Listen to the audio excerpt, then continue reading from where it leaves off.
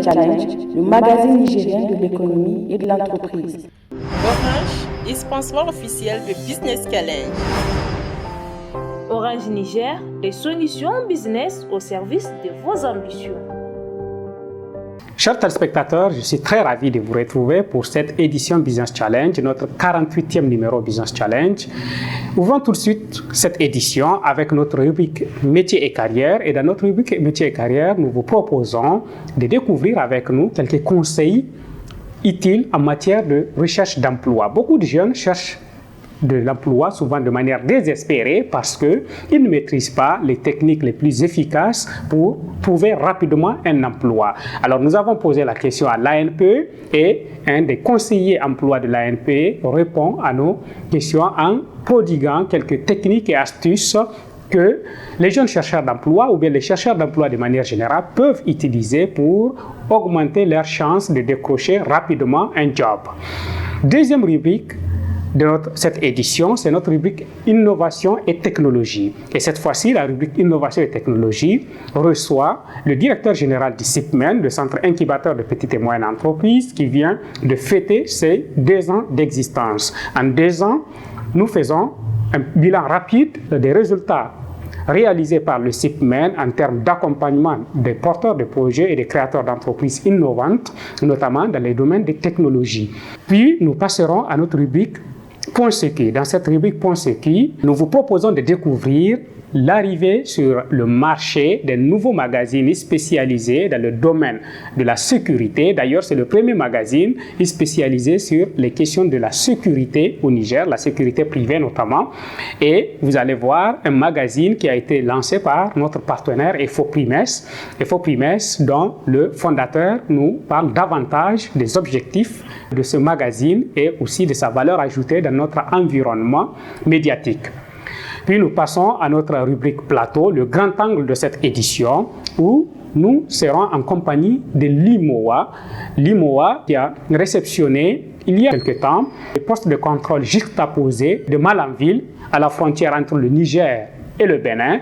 Et vous allez voir ces postes de contrôle-là, leur rôle, comment ils vont fonctionner et surtout quel impact socio-économiques ils peuvent payer, notamment en matière de facilitation de l'intégration économique régionale, mais aussi du commerce transfrontalier. C'est ce que nous découvrons en ayant comme invité, au-delà du reportage réalisé par l'équipe Business Challenge, nous recevons le représentant résident de l'IMOA au Niger, qui nous dira davantage lors de notre entretien avec lui dans le studio de Business Challenge. C'est tout pour cette édition Business Challenge. Restez en notre compagnie pour suivre les détails et à tout de suite.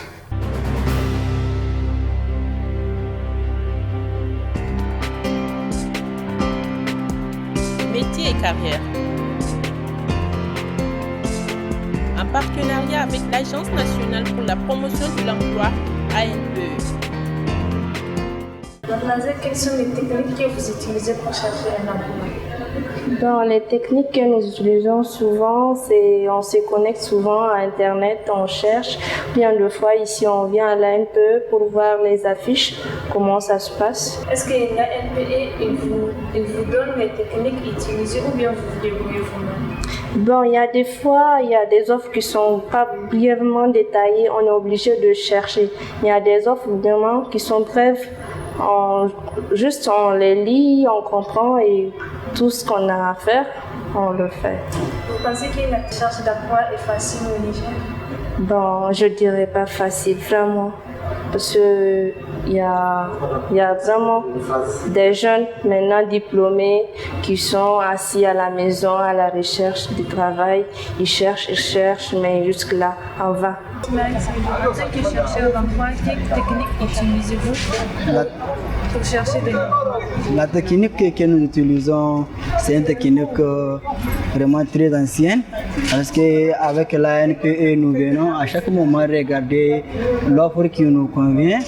Et quand ça nous convient, nous allons essayer de déposer notre dossier au sein de structures qui est à la demande.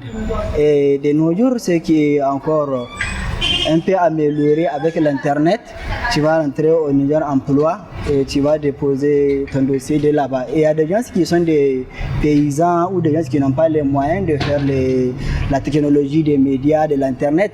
Ils auront des difficultés. Au Niger, chaque année, des milliers de jeunes sortis des universités et des grandes écoles arrivent sur le marché de l'emploi.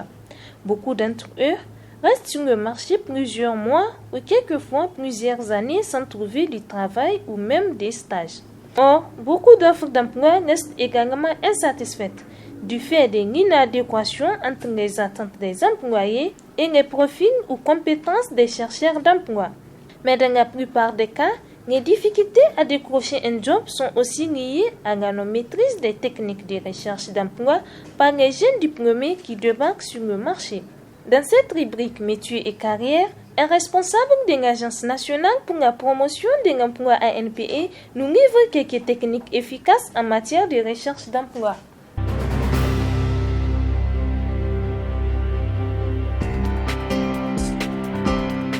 De façon générale, il faut vous dire que pour pouvoir décrocher rapidement un emploi, il faut avoir un diplôme, une qualification. Ça, c'est la première des choses. C'est un atout majeur pour accéder à un emploi. Au-delà de la qualification ou des diplômes, un jeune doit disposer de connaissances sur les branches d'activité pour qu'il sache quelles sont les entreprises qui sont susceptibles de s'intéresser à son profil. Où est-ce qu'il peut trouver ces entreprises pour pouvoir orienter sa candidature. Un jeune doit également savoir se vendre. C'est-à-dire avoir une parfaite maîtrise de ses compétences. Lorsque vous disposez d'un diplôme, il faut savoir à quoi ce diplôme vous a préparé pour être opérationnel tout de suite une fois en entreprise. Les jeunes doivent également avoir une bonne connaissance des intermédiaires du marché du travail.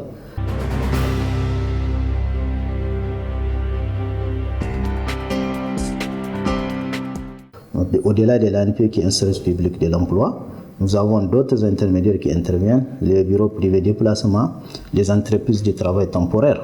Donc, c'est des structures également qui évoluent dans le cadre de la recherche d'insertion pour les jeunes.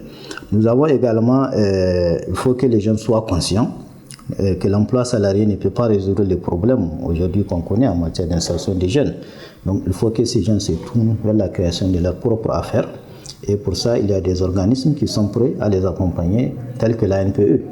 Nous les formons dans des thématiques telles que comment trouver une idée d'entreprise.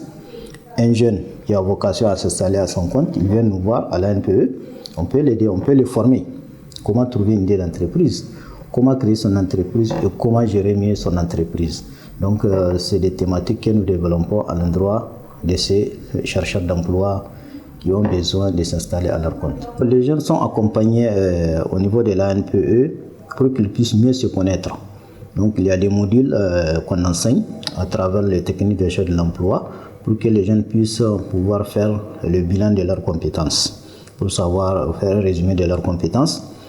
Également, les jeunes bénéficient de conseils pratiques pour la réalisation des outils de recherche de l'emploi, notamment comment rédiger un CV, comment rédiger une lettre de motivation et comment préparer et réussir un entretien d'embauche. Donc, c'est au niveau de ces aspects-là qu'on entretient les demandeurs d'emploi dans le cadre de formation en technique de recherche d'emploi.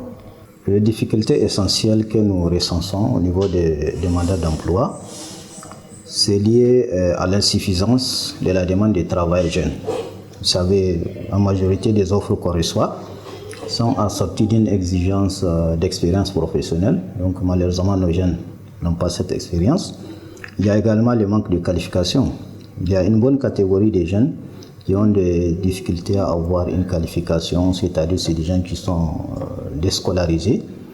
Ils ont fait le cycle scolaire, ils n'ont pas pu acquérir une qualification, ils sont sur le marché de l'emploi. Il y a également l'absence d'information sur le marché du travail. Il y a une catégorie de jeunes qui ne cherchent même pas l'information pour savoir où trouver les opportunités d'emploi. Nous avons également les découragements vis-à-vis du marché du travail. Il y a certains jeunes, ils tentent une fois, deux fois, trois fois, ça ne marche pas, on se décourage, ce qui n'est pas une bonne chose pour eux. Nous avons également le problème de l'inadéquation entre les profils que présentent les demandeurs d'emploi et les besoins exprimés par les entreprises. Ça, c'est lié directement aux modules de formation qui sont enseignés dans les écoles et instituts de formation. Nous avons également le problème dans le cadre de l'organisation de la recherche de l'emploi. Naturellement, beaucoup de gens ne savent pas comment élaborer un CV, comment rédiger une lettre de motivation ou comment préparer un entretien d'embauche. Là, c'est des difficultés qui sont récurrentes. Il y a également la non-maîtrise d'un certain nombre de paramètres, notamment la connaissance des branches d'activité des entreprises et la connaissance des intermédiaires sur les marchés du travail.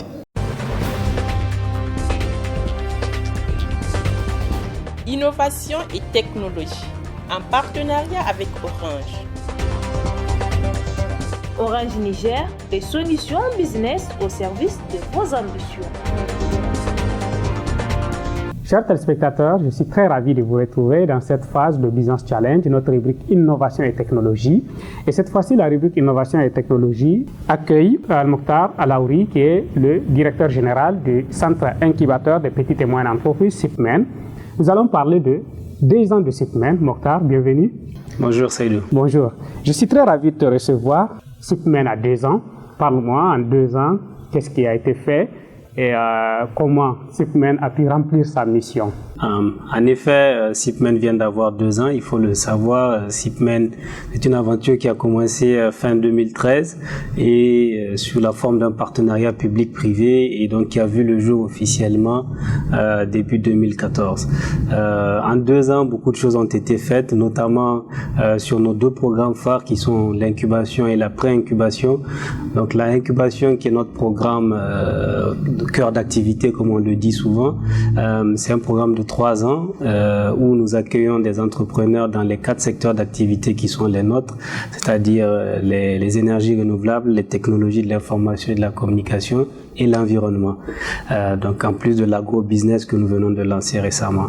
Donc dans ces secteurs-là, nous accompagnons actuellement 9 entreprises qui sont établies, qui créent des emplois, qui ont un chiffre d'affaires cumulé de plus de 500 millions de francs CFA, une croissance annuelle de plus de 30%, des emplois, on a estimé à peu près à 35 emplois qui sont créés et des emplois directs qui sont créés de qualité. Et c'est des entreprises innovantes qui gagnent aujourd'hui des concours dans le monde entier.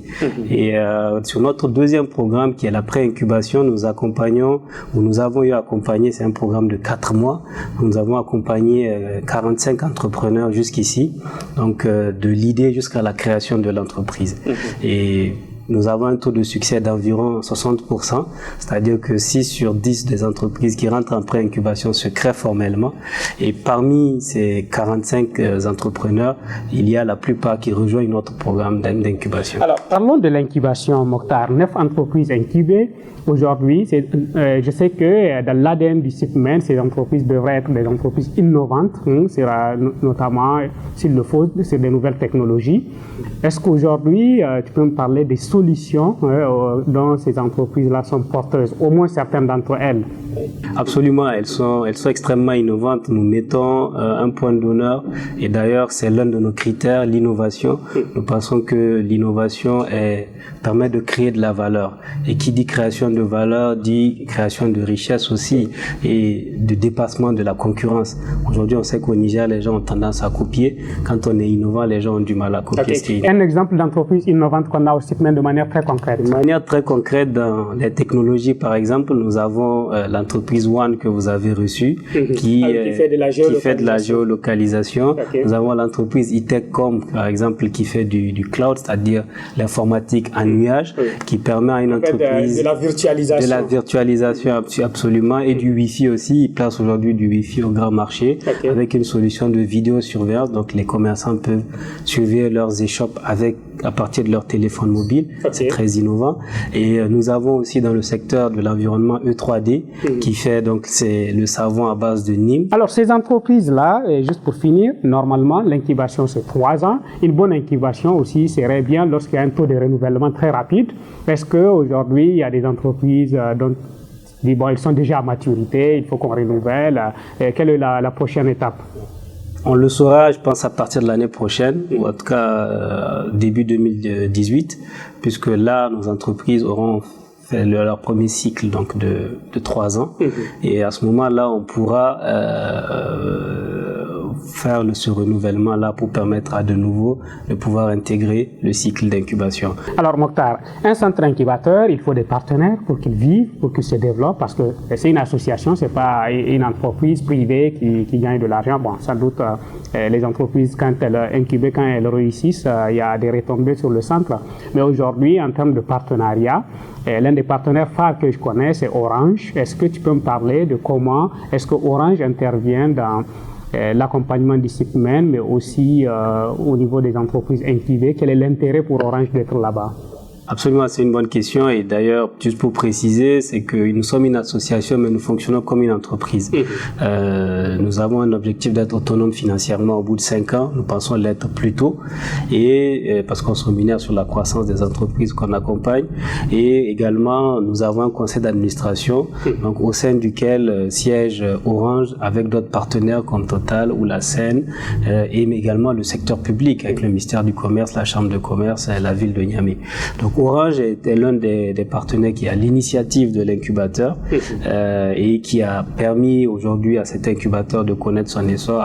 Ils ont permis la mobilisation des autres partenaires. Ils ont donné une crédibilité à cet incubateur-là. Et aujourd'hui, ils nous accompagnent aussi dans la plupart des événements numériques sur la place de Niamey et même dans les régions. Ils ont été sponsors officiels du Hack4Dev qui nous a permis de détecter des entrepreneurs et des talents dans les régions. Et aujourd'hui, 2 de nos entreprises proviennent de ce concours et cette compétition d'applications mobiles Hack4Dev. Et nous travaillons sur d'autres projets avec Orange. Mais il n'y a pas qu'Orange. Oui, il y a un tour de table de partenaires. Et est-ce qu'il y a une fois été envisagé, je ne sais pas si même dans la pratique ça se fait, que des entreprises incubées aussi, qui connaissent de la croissance, participent aussi au conseil d'administration? Je vois à quoi tu fais peut-être allusion, c'est peut-être le Business Challenge. Nous serons très contents d'avoir Impact comme média au sein du conseil d'administration et de toute autre entreprise d'ailleurs. Oui, nous le souhaitons. Nous pensons que pour développer les écosystèmes entrepreneuriaux dans nos pays, comme on l'a fait en Guinée ou au Mali, il faut que le secteur privé local s'y investisse fortement, parce qu'on a beaucoup d'intérêt, donc il faut qu'on crée les conditions pour que ces PME-là puissent se développer. Donc, oui. Mokhtar, merci beaucoup d'être venu. C'est tout pour cette rubrique-là. Chers téléspectateurs, j'espère que vous avez bien apprécié cet échange dans notre rubrique Innovation et Technologie. Restez en notre compagnie pour suivre les autres rubriques. À tout de suite. Point secret. En partenariat avec Effortumes, le pôle de formation professionnelle privée au métier de la sécurité.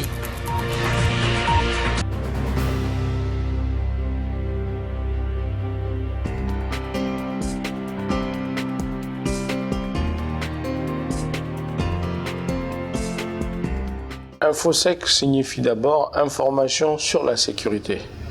C'est un périodique qui va sortir de manière trimestrielle et qui va aborder les thématiques liées à la sécurité des personnes et des biens. Cette revue était nécessaire dans l'environnement de la sécurité qui est aujourd'hui très hermétique. On ne doit pas effectivement diffuser toute information, mais on a aussi le devoir d'informer lorsque c'est nécessaire. Aujourd'hui, nous sommes dans une logique pour attirer les investisseurs au Niger et pour rassurer ceux qui y sont déjà. Et vous savez très bien que l'une des préoccupations de tous les acteurs de la vie économique et sociale, c'est l'aspect sécuritaire. On a beaucoup d'informations parfois qui sont diffusées et qui sont transformées, qui sont travesties, qui font que beaucoup de partenaires n'arrivent pas à savoir si les éléments qu'ils détiennent ou les informations qui leur parviennent sont vraies ou fausses. Nous, notre devoir, c'est pas de faire de la spéculation, on n'est pas là pour ça, c'est pour tout juste parler des faits. Faire en sorte que les gens se retrouvent dans un environnement avec des éléments d'information fiables, parce que aussi, l'ensemble des professionnels de la sécurité aujourd'hui qui évoluent au Niger, comme dans l'espace ouest africain, n'arrivent pas à avoir un périodique à eux. Donc c'est une tribune dans laquelle n'importe quel expert peut faire un écrit, parler un peu de sa vision sur l'aspect sécuritaire dans l'espace dans lequel nous sommes, proposer des solutions, mais tout en préservant évidemment la sécurité de nos FDS qui se battent de jour comme de nuit pour préserver cette intégrité territoriale.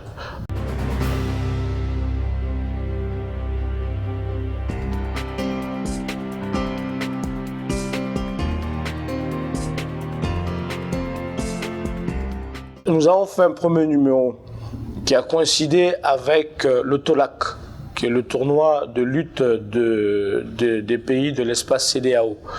Et évidemment, il y a eu un partenariat qui s'est mis en place entre la FENILUT et l'école de formation professionnelle privée au métier de la sécurité pour qu'ensuite ces lutteurs-là formés soient reversés dans la Société nigérienne de sécurité. C'est ce qui a fait l'orientation du numéro spécial, parce que c'est un numéro spécial, c'est le premier qui est sorti au moment du TOLAC. Il va de soi qu'une revue est ouverte à tout le monde, tous ceux qui ont envie, soit de près, soit de loin, à s'inscrire dans la logique d'InfoSec, on leur place. Donc c'est pas du tout un journal orienté, c'est un journal spécialisé et qui aborde des thématiques qui sont très larges. Donc InfoSec est une ouverture, est un périodique qui vient encore dans la logique de consolider la paix au Niger, parce que nous sommes dans la zone rouge. Tous les pays de l'extérieur, en tout cas, analysent le Niger comme en zone rouge, alors que nous savons très bien que nous vivons en paix. Nous savons très bien qu'aujourd'hui, nous faisons partie d'un enjeu géostratégique, parce que le Niger stabilise tous les pays de la sous-région. Donc, on ne peut pas accepter de rester dans le rouge sans informer l'opinion publique, l'opinion nationale et internationale.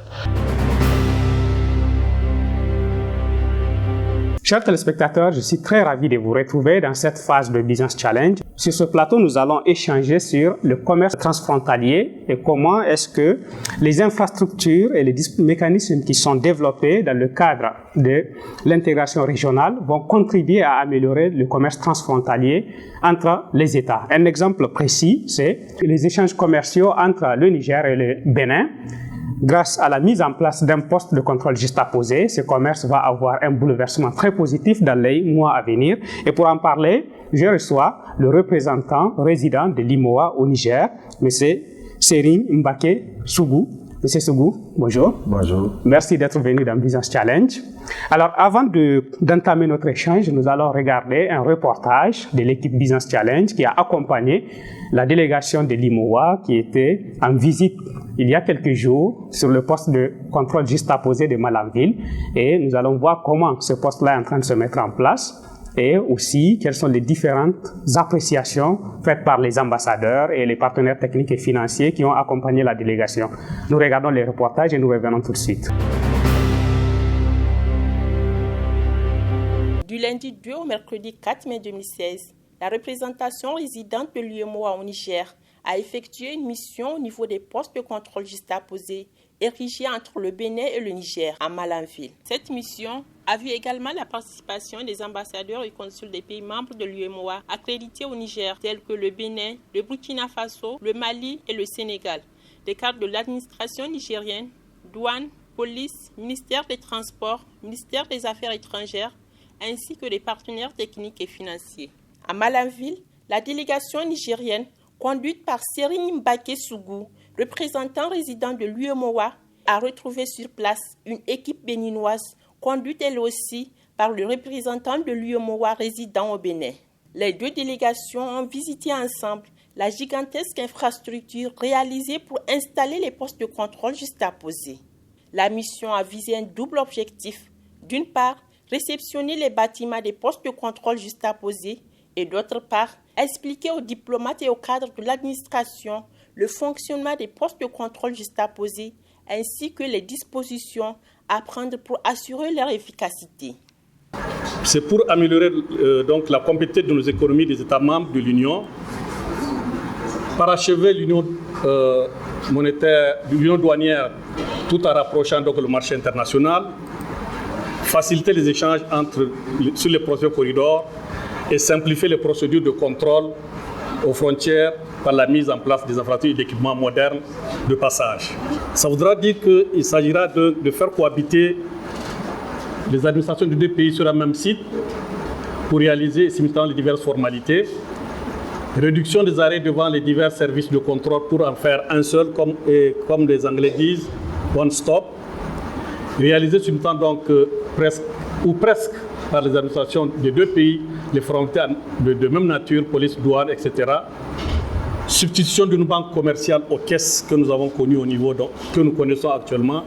Le suivi satellitaire donc de chargement, l'information et l'interconnexion de l'ensemble des opérations. Situés à la frontière entre le Bénin et le Niger, les postes de contrôle juxtaposés, PCG de Malanville, sont construits sur une superficie de 9 hectares et ont coûté 10 milliards de francs CFA financés par l'Union européenne. La construction de ces postes de contrôle juxtaposés s'inscrit dans le cadre du programme d'action communautaire des infrastructures et du transport routier. Ce programme a pour objectif de contribuer à l'amélioration de la compétitivité des économies des États membres de l'UEMOA par la réduction des coûts de transport et des consommations intermédiaires et par la garantie d'une meilleure fluidité des trafics. Le coût de transport au niveau de notre sous-région est le plus élevé au monde. Ça, il faudrait que les gens le sachent. Et pourquoi c'est élevé? Il y a beaucoup de facteurs qui font que le coût de transport est élevé. Notamment, il y a les contrôles intempestifs, il y a les pertes de temps et il y a les routes qui ne sont pas bonnes. Et maintenant, ces PCJ sont là pour régler tous ces détails-là. Il y a un vaste programme de reconstruction des routes. Et ça, le ministère de l'Équipement, qui est en charge de la construction des routes, est à pied d'œuvre pour régler ces détails. Voilà, donc c'est ce que nous avons appelé le noyau central qui sépare les deux blocs. Ils rentrent toujours, ils font le carrefour là. Et là, juste derrière nous, nous avons le contrôle du PDSU et le scanner. Donc ils sont pris à ce niveau. Si toutes les formalités sont remplies, ils rentrent et ils sortent par une sortie réservée en direction du Niger.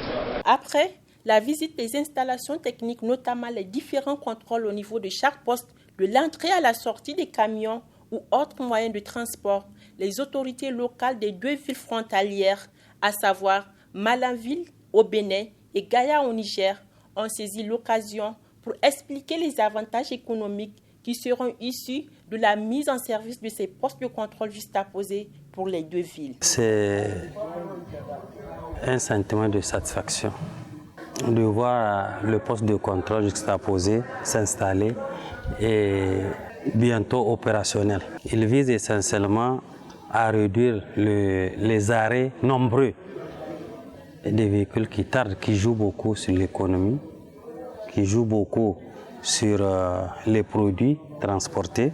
Ça réduit ou ça va même bannir les perceptions illicites. En un mot, la libre circulation des biens et des personnes. Du point de vue architectural, ça donne un autre visage, un visage plus clair, un visage plus urbain, un visage de ville moderne à Malanville. Du point de vue économique, ça crée dans la structuration de l'économie locale des opportunités de création d'emplois nouveaux autour du pôle juxtaposé, autour du marché international de Malanville, autour du marché de Gaïa, autour du marché de Lolo au Nigeria. Faisant partie de la délégation conduite par le représentant de l'UEMOA résident au Niger, les ambassadeurs des pays membres de l'UEMOA et les partenaires techniques et financiers ont également livré leurs impressions sur l'importance des postes de contrôle juxtaposés pour l'intégration économique régionale. À première vue, ce poste de contrôle juxtaposé m'a donné l'impression de ce que nous sommes en train de faire, d'ériger un guichet unique en matière de contrôle de marchandises et des biens des personnes. C'est vraiment impressionnant. Ceux qui viennent du côté du Bénin, arrivés ici, n'auront plus à se déplacer pour aller de l'autre côté. Ceux qui viennent du Niger, toutes les formalités vont se faire en un lieu unique. Vraiment, c'est bien. Ça facilite la fluidité et ça permet de gagner en temps et en coût. Une chose est de permettre la libre circulation, mais une chose est de prendre des mesures préventives. Parce que c'est en permettant aux gens de circuler librement qu'ils vont essayer de faire d'autres choses contraire aux textes et aux lois. En matière de sécurité, il faille que nos deux États prennent des dispositions pour que la libre circulation ne soit pas en défaveur de ces deux peuples-là, afin que l'objectif qui a été visé en érigeant ce poste de contrôle juxtaposé soit atteint pleinement. C'est un bel outil d'intégration. Et pour moi, c'est une opportunité parce que bon, on en entendait parler, mais c'est toute une autre chose aussi que de venir sur place et pouvoir constater du visu. Au cours des échanges, on a vu les retombées, vraiment que ce poste-là pouvait occasionner, en tout cas du point de vue économique et du point de vue sécuritaire. Ils ont bien sûr certaines difficultés. Bon, ils souhaiteraient aussi que, en tout cas, à notre niveau, on puisse, en tout cas, comme étant des relais et des représentants de nos administrations respectives, de pouvoir être leur relais. Bon, quand on arrive à faire passer plus facilement, plus rapidement, avec des moyens plus modernes, les marchandises, il va sans dire que du point de vue coût aussi, ça va s'amoindrir un peu. La coopération suisse, c'est un bailleur de fonds et nous essayons, nous, de répondre le mieux possible aux attentes des acteurs. Et les attentes des acteurs, c'était d'une part, l'UEMOA, mettre en place un processus d'animation qui permet à chacun d'entrer en activité dans ce poste conjoint. C'est avant tout le citoyen, ça peut être les forces de police, les forces de douane, la gendarmerie, les élus locaux qui ont tous un intérêt là derrière, et l'UEMOA qui a pour mandat de faire fonctionner ces postes. L'espoir est largement ouvert pour que ça fonctionne bien. Je trouve dans ce sens que cette rencontre avec les deux maires, le climat de cette journée était tout à fait serein et intéressant. Je suis très sensible au travail et à l'effort fait par l'UEMOA et puis à tout le travail que ça va représenter de changement des états d'esprit et des consciences des uns et des autres, quoi. Ce poste-là de Malanville est un poste parmi tous les postes qui sont prévus, en tout cas dans l'espace sous-régional de l'UEMOA. C'est un poste très très important au regard donc de la dimension des deux pays, des ambitions entre les deux pays.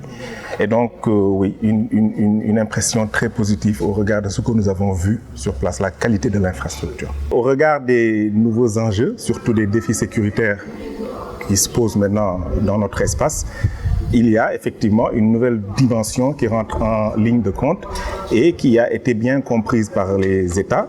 Il y a une dimension économique qui est connue, sur laquelle les États ont beaucoup travaillé. Mais compte tenu de cette nouvelle donne-là, alors cela repositionne effectivement les enjeux. Donc je pense que c'est un poste qui a sa double importance, tant au plan économique, mais aussi au regard des nouveaux défis au plan sécuritaire qui se posent. Ce que j'ai vu, il fallait le vivre pour y croire.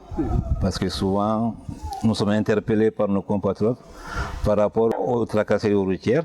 Mais ce que j'ai vu, ça donne à réfléchir. Prenant en compte les difficultés qui entravent la libre circulation des personnes et des biens dans l'espace communautaire, 10 autres postes verront le jour à travers le programme d'action communautaire des infrastructures et du transport routier. Nous venons de voir ce reportage qui a été tourné essentiellement à Malanville lors de la mission et puis toutes les impressions qui se dégagent sur cette grande infrastructure qui est érigée entre le Niger et le Bénin, mais déjà en termes de démarrage, parce que là la mission a réceptionné les bâtiments et puis expliqué comment il va fonctionner. Est-ce qu'il y a des échéances qui sont prévues pour que ces postes de contrôle juxtaposés soient effectivement mis en service? Je vous remercie déjà pour cette invitation et je voudrais surtout me réjouir en fait de la qualité des interventions qui viennent d'être faites et que nous avons entendues des différents partenaires et différents ambassadeurs et qui rassurent par rapport aux objectifs qui sont assignés à ce projet. Et en termes de démarrage, effectivement, nous aurions même souhaité que ces postes soient ouverts très rapidement et l'échéance qui était initialement prévue, c'était mars 2016. En réalité, nous voulions rendre hommage aux deux chefs d'État, leurs excellences Issoufou Mahamadou et Yahi Boni, qui se sont beaucoup investis pour ce projet, qui ont appelé en fait toutes les administrations, tous les États et les institutions à accélérer le processus de démarrage. C'est la raison pour laquelle nous avions tout mis en œuvre pour que ces postes puissent être ouverts. Évidemment, nous étions dans la procédure d'appel à candidature pour la gestion de ces postes, car vous savez que ces postes ne peuvent pas être gérés par... nous avons fait le choix, en tout cas, que ces postes soient confiés à des privés pour la gestion, mais reste entendu que ces privés gèrent ces postes en bonne intelligence avec les États, parce que vous savez que ces postes sont extrêmement importants en termes d'impact économique, social et sécuritaire, de sorte qu'on ne peut pas confier la gestion à n'importe qui. Ça va être une sorte de concession, c'est ça? Ce sera une concession qui sera faite en privé, mais évidemment en accord avec les États. Et c'est cette procédure qui a été un peu longue. Ça va être une entreprise de la forcément, c'est communauté. Une entreprise installée dans l'UEMOA et qui a des capacités de gérer un tel poste. Mais il y a un point quand même qui est important dans cette délégation. J'ai vu des ambassadeurs du Mali, du Burkina, du Bénin, du Sénégal. Alors, les ambassadeurs, quel rôle ils ont à jouer dans cette démarche-là? Oui, nous avons effectivement à ce stade souhaité que les ambassadeurs puissent visiter les postes. Parce que, comme vous le savez, les postes à l'origine avaient pour vocation de faciliter seulement le commerce. Donc tout ce qui est formalité de transit, d'importation, de simplification des procédures. Les ambassadeurs, les représentants de nos États sont au premier chef intéressés par ces questions. Donc nous avons invité les ambassadeurs des États de l'UEMOA et de l'Union européenne d'ailleurs, parce que c'est l'Union européenne qui a financé le programme, et la Suisse, à visiter ces postes. Malheureusement, la visite de ces postes a coïncidé avec l'arrivée d'une délégation de l'Union européenne à Niamey et des ministres français et allemands, de sorte que beaucoup d'ambassadeurs de l'Union européenne n'ont pas pu faire le déplacement. Nous avons donc invité les ambassadeurs et consuls qui sont en poste à Niamey à faire la visite. Et nous sommes heureux d'entendre effectivement leurs appréciations positives. Maintenant que les bâtiments sont faits, tout est en place, il faut démarrer. Ce serait bien quand même qu'on sache le rôle que l'UEMOA a joué dans tout ce processus et quel sera le rôle que vous allez continuer à jouer dans l'opérationnalisation de ces postes-là. Nous avons impliqué les deux États membres dans le processus de mise en service. Et une feuille de route a été adoptée par les deux ministres des Transports du Bénin et du Niger. Et ça, la feuille de route prévoit un certain nombre d'activités jusqu'à la mise en service, notamment la formation, parce qu'il faut bien former les acteurs, notamment des deux administrations qui seront impliquées dans le poste. Il faut former également les populations, parce que la réussite de cette entreprise, de ce projet, suppose vraiment une adhésion forte des populations, et vous l'avez vu dans le reportage, les deux maires ont effectivement salué leur implication dans cela. Aussi sur la feuille de route, nous avons prévu évidemment tout ce qui est affectation par les États, des agents, parce que c'est les États qui affectent donc leur personnel qui vont aller travailler ensemble. Voilà. Et là, il y aura beaucoup de défis, on va en parler au cours de l'émission, parce que d'abord, il y a un management du changement quand même. Ces agents-là, que ce soit la douane, la police, ils sont habitués à une certaine façon de travailler. Et là, déjà, ça sera informatisé, d'après ce qu'on m'a dit, tout sera automatisé. Est-ce que la formation, ça va prendre combien de temps pour mettre à niveau ces agents-là et puis s'assurer que... C'est des agents déjà qui sont professionnels, hein. Donc, en réalité, ce qu'ils font séparément, c'est ce qu'ils vont faire sur les postes. Mais de manière beaucoup plus moderne. Bon, de façon beaucoup plus moderne et surtout avec, comme vous l'avez dit, une nouvelle culture du changement et de l'intégration. Et nous aurons effectivement une interconnexion entre les deux administrations en matière d'informatique. C'est pourquoi, d'ailleurs, dans l'appel à candidature, nous avons insisté sur le fait que le gestionnaire doit avoir des capacités en matière de mise en place de plateformes informatiques. Parce qu'il faudrait qu'il y ait une bonne plateforme informatique pour que les deux administrations travaillent ensemble, donc qu'il y ait une interconnexion, mais aussi qu'il y ait une interconnexion entre les postes et les différents services des douanes et des polices à l'intérieur. C'est-à-dire depuis le port du Bénin jusqu'à la gare de Niamey-Route, il faudrait qu'on ait une interconnexion pour que la marchandise qui arrive en temps réel l'information. Voilà, donc les deux administrations vont signer un protocole d'entente. Et également, les deux chambres de commerce vont travailler ensemble parce que les transporteurs sont affiliés à des différentes chambres de commerce. Il faudrait qu'on organise tout cela. Donc, dans la feuille de route qui a été adoptée par les deux ministres, tout cela a été bien défini. En tout cas, l'installation des bâtiments, il y a eu même des projections sur le développement jusqu'à 2020. Voilà. Maintenant, pour revenir à la gestion, est-ce qu'on a déjà, par expérience dans l'espace IMOA, des entreprises qui ont l'expertise de ce type de gestion? Oui, ce ne sont pas les premiers postes de contrôle. Nous avons des postes à 57 déjà qui sont gérés. Donc, on a déjà une expérience réelle. Mais on a aussi des entreprises qui pourraient éventuellement, effectivement, faire le travail. L'essentiel, c'est d'avoir un cahier de charges bien fait, et ce que nous avons fait, nous avons travaillé sur les cahiers de charges, et nous devrons veiller à ce que l'entreprise qui sera choisie soit une entreprise capable, ayant les capacités pour répondre effectivement aux critères définis dans les cahiers de charges. Oui. Alors, je vais faire quand même une petite digression pour mettre tout ça en contexte, parce que ces postes-là, toute cette initiative vise quand même un objectif assez important qui est celui de faciliter le commerce transfrontalier, l'intégration économique. Alors, je prends le rapport Doing Business 2016 pour le Niger et l'indicateur commerce transfrontalier où le Niger en 2016 a perdu 19 points. Il est passé de la position de 139e à 158e.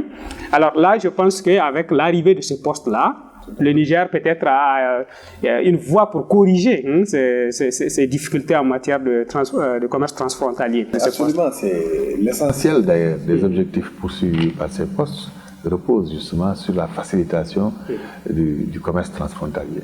Le Niger est un pays de l'interland, l'essentiel des produits passe par les ports des pays voisins. Et au-delà même du Niger, le Niger constitue un pays qui est un peu à la limite de l'UEMOA, ayant une frontière avec d'autres États qui ne sont pas membres de l'UEMOA. Donc, notamment avec d'autres États de la CEDEAO, comme le Nigeria, et d'autres pays non membres de la CEDEAO. Donc, le Niger est dans une position stratégique en matière de commerce transfrontalier. Maintenant, la simplification qui est poursuivie comme objectif à travers les postes, devrait permettre effectivement d'améliorer les indicateurs Doing Business. Parce que, effectivement, les deux administrations vont travailler ensemble, il y aura moins de pertes de temps sur les routes, il y aura une plus grande fluidité des transports et il y aura moins de prélèvements illicites. Donc, de toute façon, c'est que tout cela permettra. Donc, en dernier ressort, on peut imaginer aussi que les coûts des produits qui vont rentrer au Niger vont s'amoindrir et puis peut-être. Mais cela va de soi. Cela va de soi que les commerçants répercutent toujours tous les frais, qu'ils soient des frais licites ou illicites, qu'ils subissent. En fait, ils les font répercuter au consommateur final. Maintenant, si ces frais sont amoindris du fait de la fluidité, de la rapidité, etc., du transport, et du fait que les prélèvements illicites vont disparaître. Et d'ailleurs, je dois vous dire que lors de l'inauguration, les deux chefs d'État ont beaucoup insisté sur ce point, en disant qu'il faudrait vraiment supprimer et lutter contre les faux frais. Et je pense que cela va améliorer très positivement, effectivement, les indicateurs. En tout cas, j'ai entendu le chef du gouvernement, lors d'une rencontre, dire aux transporteurs, s'il vous plaît, arrêtez de donner des frais sur les voies, sur les routes, et ne donnez pas, ça va aider tout le monde. Bon, c'est quand même quelque chose d'important, mais qui reste un défi. Alors, revenons sur l'efficacité recherchée dans le cadre de la mise en place de ces postes de Malanville. Vous avez cité un certain nombre d'accompagnements, de mesures d'accompagnement à mettre en place pour que le poste marche, mais il y a aussi des mesures qui ne dépendent pas forcément de l'IMOA ni du poste lui-même, mais qui vont dépendre des États. Prenons un exemple, l'affectation des agents. Alors, Quelqu'un dans la délégation me disait, mais si on affecte des agents, il faut quand même leur donner le temps de se familiariser avec les outils, de pouvoir faire leur travail. Si par exemple un douanier est affecté là-bas et que 6 mois plus tard on le relève, bon, ça peut créer une certaine difficulté à maîtriser les outils. Et il y a aussi la question des routes aussi. On a vu quand même quand on partait à Malanville, la route d'Osso-Bela qui est dans un état de dégradation très avancé et qui ne permet pas aux transporteurs d'aller très vite. Est-ce que tout cela, vous discutez de ces choses-là avec les États pour attirer l'attention des décideurs? Oui, sur le premier aspect de votre question, donc relatif à l'affectation des États, c'est du domaine de la souveraineté des États, c'est vrai. Mais effectivement, lors des discussions qu'il y a eu entre les deux ministres des Transports, qui sont les maîtres d'œuvre de cela pour adopter la feuille de route, il a été beaucoup question justement de ces agents-là. Comment les sélectionner et surtout comment les former. Mais c'est des agents qui sont déjà professionnels, c'est-à-dire qui maîtrisent justement la matière, mais il reste seulement à bien les former dans le contexte nouveau. Et je pense qu'il n'y aura pas de difficulté à ce niveau-là, parce que les États sont conscients qu'il faut avoir des agents vraiment ayant toutes les garanties en matière justement de transparence, en matière de professionnalisme, et je pense que là, les États prendront les dispositions nécessaires pour cela. Maintenant, sur le deuxième aspect de votre question, sur les routes, vous savez, les routes se dégradent aussi parce que les poids à l'essieu ne sont pas respectés. Il y a une surcharge. Il y a une surcharge. Et comme vous l'avez vu, les postes de Malanville disposent vraiment d'un poste de pesage très performant, très moderne. Donc, je pense que si les postes de Malanville, et notamment le poste de pesage, fonctionnent correctement, il y aura moins de chances de dégrader justement la route du Bénin vers le Niger. Et cela aura pour conséquence effectivement d'inciter plus les bailleurs de fonds à financer. Parce que les bailleurs de fonds disent toujours que nous vous aidons à financer les routes, mais les routes se dégradent du fait des surcharges. Voilà, donc là je pense qu'il y a une garantie de ce point de vue. Et si là cette garantie existe, évidemment, je pense que très facilement on trouvera les moyens de financer. Mais il reste entendu que tous nos États font quand même des efforts pour financer leurs propres routes.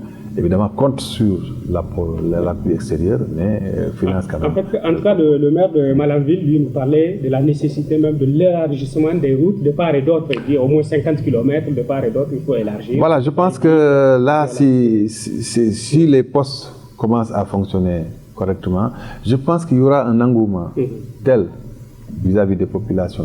Le commerce sera tellement développé, sera tellement plus fluide que les entreprises, même privées, le secteur privé même aura intérêt à contribuer au financement. Parce qu'il faut que le secteur privé aussi s'implique dans le financement des routes. Évidemment, c'est du domaine public, les routes. Mais je pense que si on mesure les impacts, les retombées économiques d'un tel projet, notamment pour les deux pays, je pense que le secteur privé régional comme international pourrait effectivement contribuer au financement de ces routes. Effectivement. Alors, il y a aussi une autre question, j'aimerais insister quand même sur ça parce que c'est important d'aider les téléspectateurs à comprendre. Quelqu'un de la délégation disait le grand défi, en tout cas lui qu'il voit, c'est le défi de management des hommes. Dit parce que l'infrastructure est bien, la technologie peut être bien, mais il faudrait aussi qu'on s'assure que dans le processus d'accompagnement, les anciennes habitudes dont vous avez parlé vont disparaître, ainsi de suite. Par exemple, le prélèvement de faux frais, les tracasseries, ainsi de suite, tout ça va disparaître. Mais là, quels sont les outils de mesure et de suivi évaluation que vous avez pour que vous suivez l'efficacité de manière régulière de ce poste-là?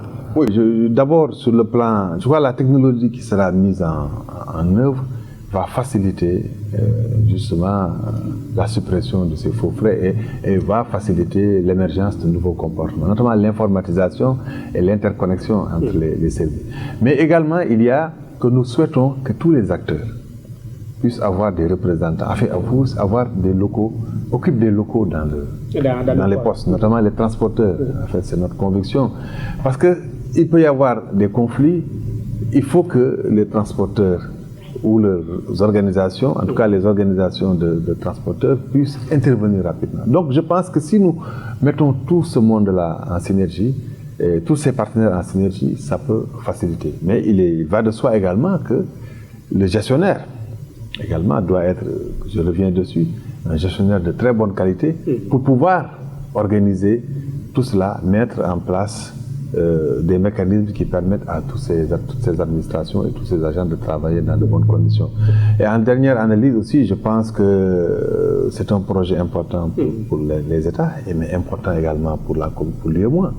Donc nous devrons mettre effectivement en œuvre un processus de suivi, évaluation, pour voir un peu comment cela fonctionne. Et nous sommes en train même de réfléchir à l'idée de mettre sur place carrément un service ou un agent qui en permanence sera sur place dans un premier temps, voilà, dans un premier temps, en tout cas pour voir comment ça fonctionne, soit de la commission, soit la commission avec les deux États, mais en tout cas une structure pour pouvoir également aider. Est-ce que vous avez pensé à harmoniser les procédures entre les deux administrations? Parce que j'imagine, par exemple, il y a un douanier nigérien et un douanier béninois qui travaillent ensemble, mais si l'un a 10 procédures, l'autre en a 20... Non, mais les procédures douanières sont identiques dans l'UEMOA. Vous savez, l'UEMOA, c'est une union douanière. Nous avons donc le même régime douanier. C'est valable Non. C'est-à-dire que le régime douanier au Bénin est le même qu'au Sénégal. C'est exactement... Donc là, le problème ne va pas se poser. Alors, toujours pour finir sur cet aspect, le directeur des transports disait nous avons le coût de transport le plus élevé au monde. Je ne sais pas, qu'est-ce que cela vous suscite comme commentaire? Et il voit que ça a un impact négatif sur le commerce. Je ne suis pas sûr que nous ayons les coûts de transport les plus élevés, mais nous avons quand même des coûts de transport qui sont assez exorbitants. C'est lié à la qualité des routes, c'est vrai. C'est lié à la qualité des outils de transport. Donc, les camions, enfin, les véhicules que nous utilisons, mais c'est aussi lié au comportement en fait des usagers, des services, parce qu'effectivement quand il y a des faux frais, des prélèvements illicites, quand il y a des retards, etc., ça se répercute toujours sur le consommateur, parce que le transporteur a toujours tendance à facturer à l'utilisateur tous ces frais qu'il paye en amont.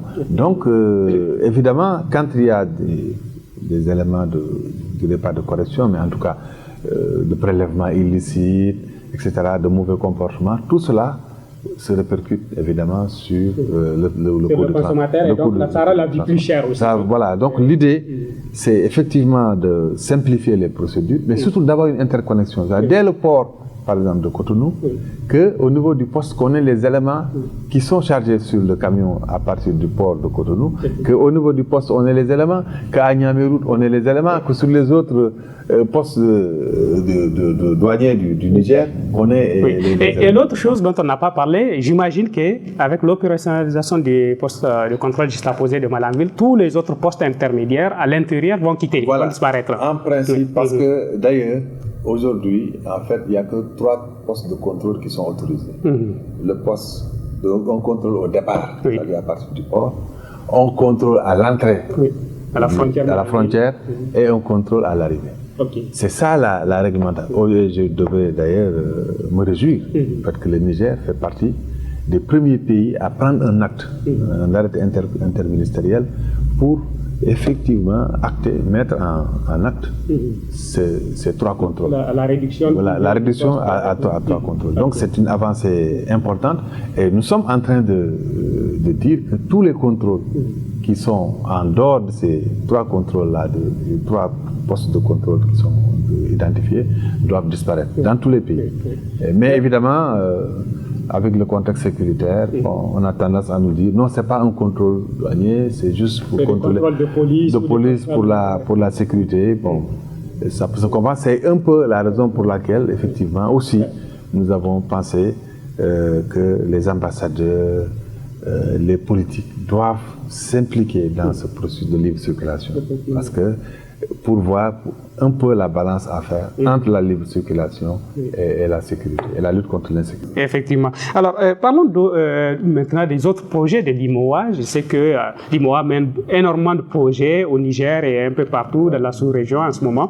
En plus des postes de contrôle juxtaposés, bon, d'ailleurs, les postes de contrôle, il y en a d'autres, je pense. Il y en a d'autres, voilà, il y en a d'autres. Il y a à Petel-Kolé, on a déjà un poste de contrôle, des postes de contrôle qui sont Niger-Burkina vers le nord, qui sont presque achevés, qui sont à 90% des travaux achevés. Il y a quelques difficultés à régler, notamment en termes fonciers, en fait, notamment l'occupation par certaines populations d'une certaine partie. Mais sinon, c'est des postes qui sont déjà prêts. Il y a les postes qu'on va ériger entre le Burkina et le Niger, du côté de l'ouest. Là, Makalondi, c'est des postes aujourd'hui provisoires. Comme il n'y avait pas une visibilité sur la frontière, on a créé un poste à Makalondi et un poste du côté du Niger, un poste à Kantiari du côté du Burkina. Mais les deux États viennent, donc en tout cas les techniciens des deux États viennent de s'entendre sur en fait une aire géographique où on pourrait installer vraiment les postes définitifs à la frontière. Faire un poste voilà, à la frontière, c'est-à-dire à la frontière, mais évidemment cela devrait être validé par les autorités politiques. Mais c'est déjà un acquis qu'on va édifier des postes à la dimension de ceux qui sont à Malanville, c'est-à-dire vraiment des postes avec une infrastructure moderne. Donc ça va se faire. Maintenant, d'autres projets que nous menons ici, il y en a dans le domaine, par exemple, du solaire. Et ça, j'étais vraiment assez surpris de voir que vous électrifiez certaines villes et puis vous en fait, électrifier, c'est-à-dire nous contribuons à l'éclairage par le système solaire. Donc on a installé dans 3 régions du Niger, à Dosso, Tawa et Maradi, près de 1400 lampadaires, et puis près de 200 ou 300 kits solaires, qui permettent quand même, et qui ont permis, et vous avez vu avec Dosso Soga, qui ont permis un peu à éclairer les villes et certaines zones stratégique.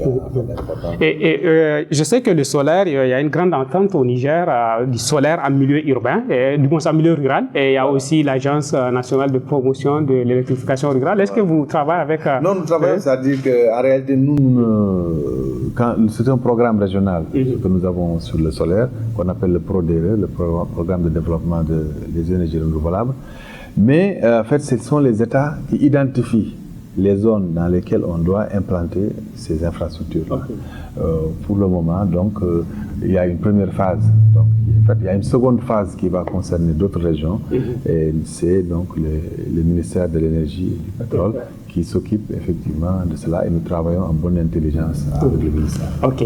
Alors, juste pour finir, M. Sougou, sur le commerce transfrontalier, où le poste de contrôle juxtaposé vont produire, en tout cas, on l'espère tous, beaucoup d'impact, est-ce que vos analystes ou les techniciens qui travaillent sont arrivés à faire des calculs économiques pour voir, par exemple, si tout se passe bien, quelles pourraient être les incidences, les retombées sur une ville comme Malanville, comme Gaïa, et puis sur le Niger et le Bénin? Comment ça va booster le commerce? C'est à la base, évidemment, nous avons l'exposé de la commission lors de la présentation l'a bien ressorti.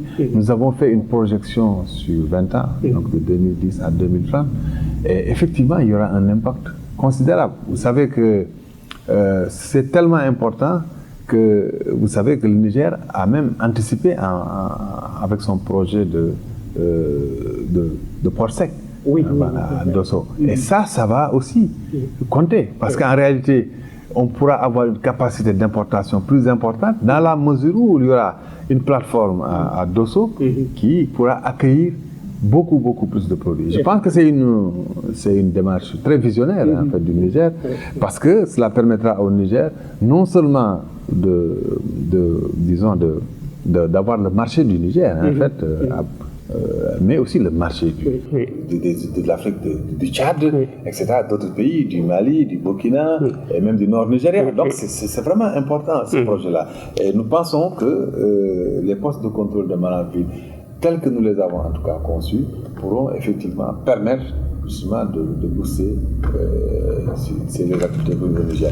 Et ici, ajoute également que les postes ont pour retombée également de créer une économie transfrontalière. Oui. C'est-à-dire, entre Malanville et Gaïa, il y aura une économie qui va se développer. Et d'ailleurs, nous pensons qu'aujourd'hui, l'intégration doit aller vers cela. C'est-à-dire, aujourd'hui, nous avons fait beaucoup de projets au niveau central, au niveau des États, mais l'intégration qui permettra de régler les problèmes de développement à la base et conjurer les risques d'insécurité sera l'intégration qui va prendre en compte l'économie transfrontalière. Si dans les zones transfrontalières, qui sont souvent les zones les plus vulnérables et les plus, disons, exposées, voilà, si nous développons ces zones-là, je pense que nous réussirons l'intégration. Et les postes de contrôle jouent un rôle important à ce niveau. Donc si nous avons un programme intégré, parce que le rail va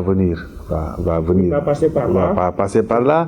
Si nous avons des aménagements hydro-agricoles, parce que nous sommes en train, dans tous les pays, de financer des aménagements de 1000 hectares, si le Niger choisit effectivement parmi ces zones-là, qui sont un peu frontalières, pour y aménager, pour réaliser ces aménagements, c'est une bonne chose.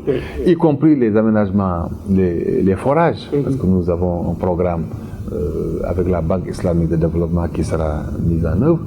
Il faudra faire des forages. Il faudra choisir certainement les zones où il y a effectivement une vulnérabilité plus importante. Alors, je n'avais pas pensé à cette question du rail. Maintenant que vous en parlez, j'aimerais vraiment résoudre le ballon au bon. Est-ce que dans la conception du poste de contrôle juste à poser de Malanville, on a intégré le rail? Bon, en fait, le président, je me souviens que les deux chefs d'État avaient posé le problème, d'ailleurs, lors de l'inauguration, en disant est-ce que les postes prennent en compte les rails. C'est vrai qu'au moment où on concevait les postes, c'était uniquement pour la route, mais maintenant que de plus en plus on a une idée sur le tracé, je pense que forcément il faudra trouver, avoir une réflexion sur ça, parce que cela facilitera d'autant.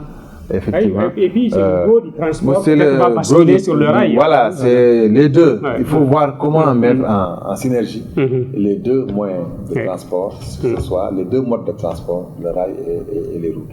Et je pense que c'est une réflexion effectivement que nous devons mener.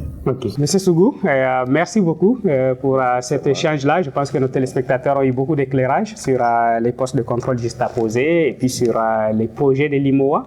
Chers téléspectateurs, c'est tout pour cet entretien sur le poste de contrôle juste à poser de Malanville et leur impact sur le commerce transfrontalier et notamment aussi sur l'intégration économique régionale. J'espère que vous avez bien suivi cet entretien. Restez en notre compagnie pour d'autres rubriques. À tout de suite.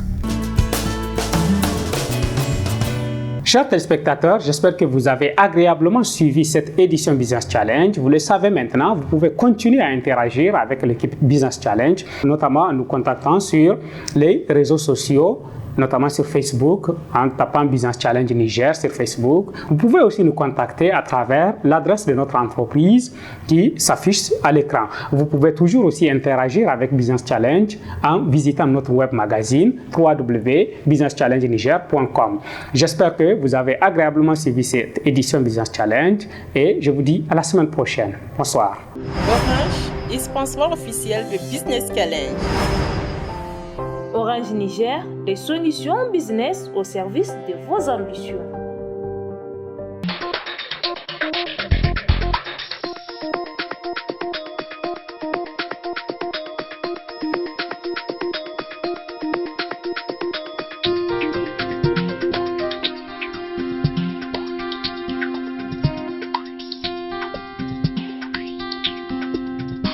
Business Challenge, le magazine nigérien de l'économie et de l'entreprise.